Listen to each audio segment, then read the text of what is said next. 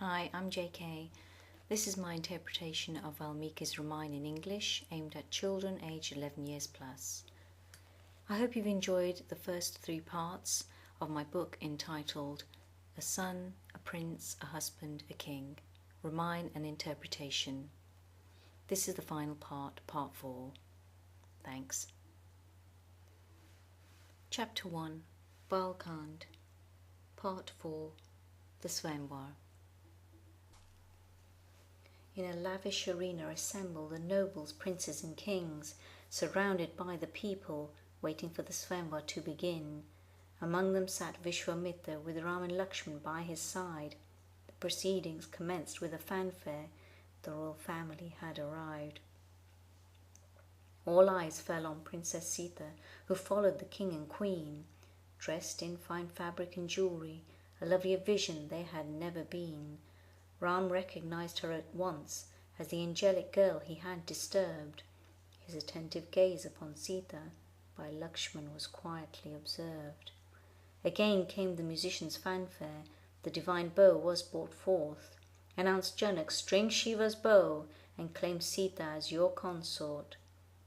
The first king proudly stepped up as the audience clapped and cheered. But when the bow remained unmoved, their confidence disappeared. The next noble stepped up, and the next, but sadly to no avail. One by one the contestants tried desperately. All seemed destined to fail.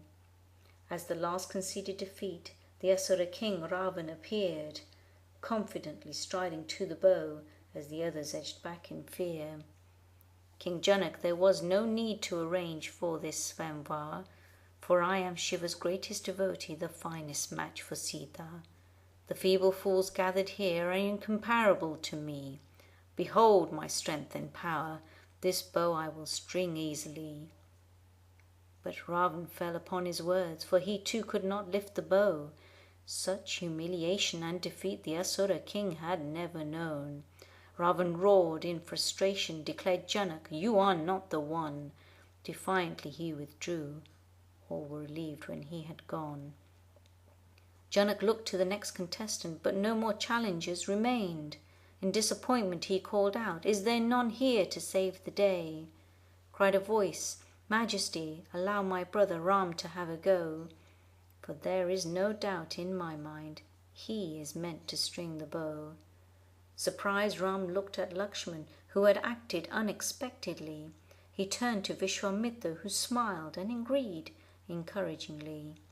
Towards the bow Ram made his way as the people murmured and stared. Against such mighty warriors and princes, how could this youth compare? At the mention of Ram's name, Sita's heart skipped a beat. Desperately she had hoped in the arena he would be. Ram bowed before the bow with the greatest reverence. His heart pounded as he took the handle. All was still intense. Everyone gasped in wonder as Ram lifted the bow with ease. When he bound the string around it, their eyes they could not believe. Ram went on further still and pulled the string back on the bow, where before the gathered audience, with a mighty crack, it broke. Joyous cheers ran through the crowd. A perfect match had been found. But the thunderous noise woke Parashurama, who appeared with a fearful sound. "Who has committed this crime? For this dishonour I will take his life." To which Ram boldly replied, "Respected Rishi, it is I." Parashurama's anger subsided. Within Ram could he see Vishnu? Upon him bestowed his powers. The celebrations were allowed to continue. To Ram Janak led his Seeta, "Take my precious daughter for your wife, for she will love and honour you. Cherish her all your life."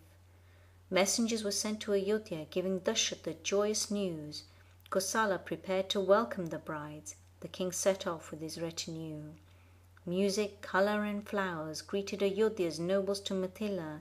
The people cheered and laughed as Janak and Dashrath greeted each other. Now the fair Princess Seeta had cousins, to her like sisters 3, also full of many virtues, Mandavi, Urmila and Shruti Kirti. Dashrath spoke to Janak, "For 3 more sons, daughters I need, and on 3 further weddings the 2 households happily agreed. The splendid bath arrived, such a procession had never been seen. Mithila's people celebrated the union, singing and dancing joyously.